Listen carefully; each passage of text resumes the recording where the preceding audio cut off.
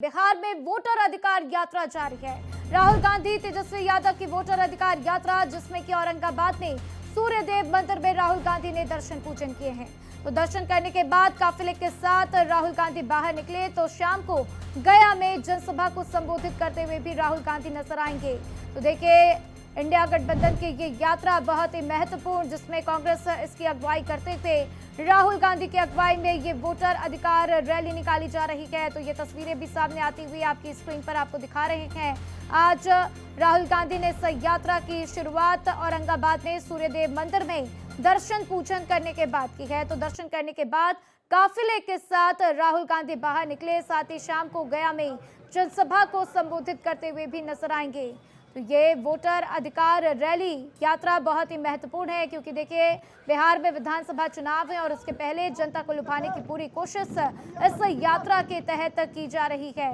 तो इस यात्रा की शुरुआत कल ही हो गई थी। कल हमने देखा किस तरीके से इस यात्रा की शुरुआत हुई। जीप में तेजस्वी यादव, साथ ही साथ राहुल गांधी भी बैठे हुए नजर आए थे। और अब औरंगाबाद में सूर्यदेव मंदिर में राहुल गांधी ने दर्शन पूजन किए हैं।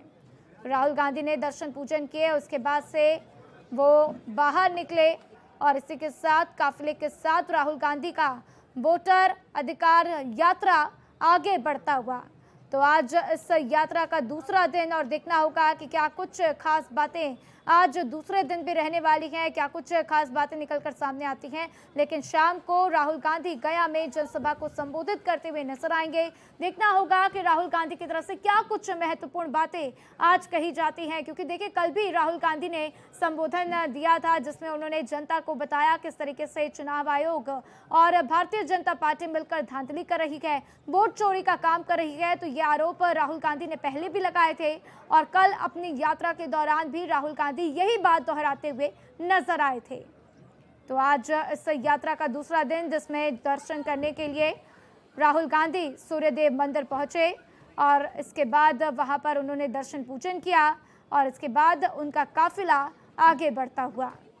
तो दो तस्वीरें बहुत ही महत्वपूर्ण। पहली तस्वीर आप देख रहे हैं सूर्यदेव मंदिर पहुंचने की, जहां पर राहुल गांधी औरंगाबाद में सूर्यदेव मंदिर पहुंचकर दर्शन पूजन करते हुए नजर आए और इसके बाद दर्शन करने के बाद किस तरीके से राहुल गांधी का काफिला आगे बढ़ा, वो भी आप दूसरी तस्वीर में देख सकते हैं। क्योंकि वोट अधिकार रैली बहुत ही महत्वपूर्ण, वोटर अधिकार रैली की रणनीति कुछ इस प्रकार है कि कैसे तैसे जनता को लुभाना है, जनता को बताना है कि चुनाव आयोग और भारतीय जनता पार्टी मिलकर किस तरीके से धांधली कर रहे हैं।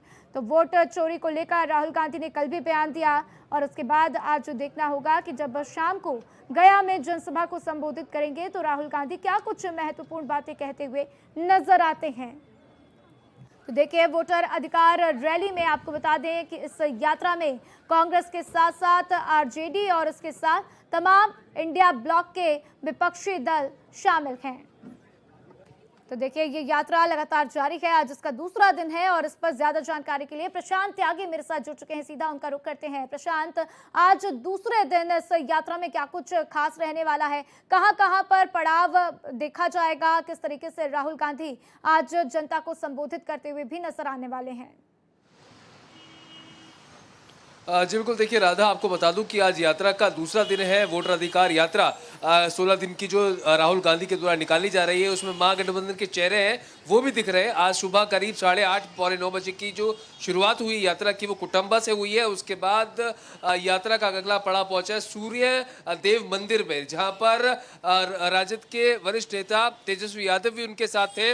राहुल गांधी और तेजस्वी यादव दोनों ही फिर अब आगे बढ़े हैं और उसके बाद रफीगंज पे एक मॉर्निंग ब्रेक लिया जाएगा और उसके बाद यात्रा आगे बढ़ते बढ़ते गया पहुंचेगी और गया में जाने के बाद 4 बजे से रेस्ट लेने के बाद 4 बजे फिर यात्रा रिज्यूम होगी और अलग अलग जगहों का दौरा किया जाएगा। अय्यापुर रोड, बगीहा तक ये यात्रा जाएगी और जो इवनिंग्स जो ब्रेक होगा वो होगा खलीस पार्क पे, जहाँ पर एक जनसभा को भी संबोधित यहाँ पर राहुल गांधी करेंगे।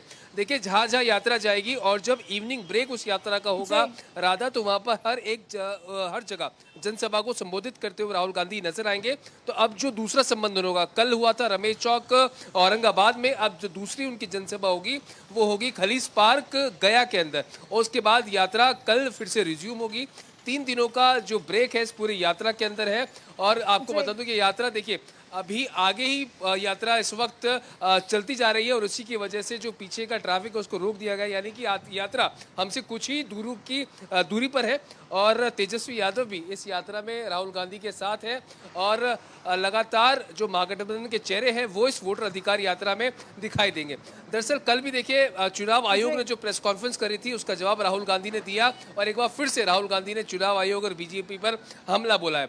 मुख्य उद्देश्य इस यात्रा का राधा यही है कि जनता को ये बताना किस तरह से 65 लाख वोटर्स का जो मत का अधिकार छीना गया है और दलित पिछड़े आदिवासियों को मत का अधिकार नहीं दिया जा रहा, इस उद्देश्य से ये यात्रा निकाली जा रही है और साफ तौर पर यही कहा जा रहा है कि चुनाव आयोग जो है वो बीजेपी की मदद कर रहा है, जिससे जो 65 लाख वोटर्स को काटा गया है सूची में से उसमें महागठबंधन का ज्यादा नुकसान है।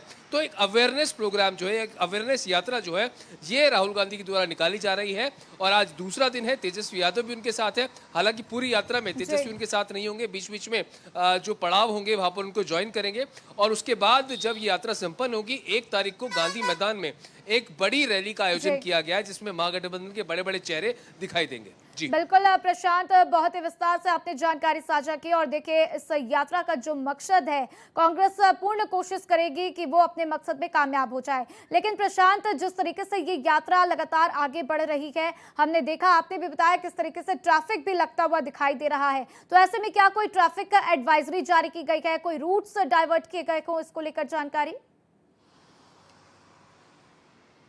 जी बिल्कुल, देखिए जब प्रोग्राम बनता है तो पूरा जो स्केड्यूल होता है वो जिला प्रशासन उसको तय करता है, लेकिन आगे जाके जो ट्रैफिक बाधित ना हो तो क्यों जब यात्रा निकलती है तो उससे जो पीछे का ट्रैफिक होता है करीबन 500-600 मीटर या कहीं 1 किलोमीटर दूरी से पहले ही उस ट्रैफिक को वहाँ पर रोक दिया जाता है। जैसे कि अब ये तस्वीर आप सामने देख रहे होंगे तो ट्रैफिक को पहले रोक दिया गया है क्योंकि यात्रा भी इसके आगे चल रही है। जब तक यात्रा आगे थोड़ा अपना डिस्टेंस ले लेगी तो इस ट्रैफिक को निकाल दिया जाएगा। एडवाइजरी लगातार जारी की जाती है क्योंकि गली मोहल्ले से भी यात्रा निकल रही है, तो ट्रैफिक सुचारू रूप से चलता रहे। डाइवर्जन्स क्या क्या है उस पर जिला प्रशासन पूरी तरह से जो रूट प्लानिंग है वो भी करता है। जी बिल्कुल प्रशांत, और देखना होगा कि आज इस यात्रा में क्या कुछ खास रहेगा, क्या कुछ खास तस्वीरें दिन भर में निकलकर सामने आती हैं। मेरे साथ जानकारी साझा करने के लिए आपका शुक्रिया।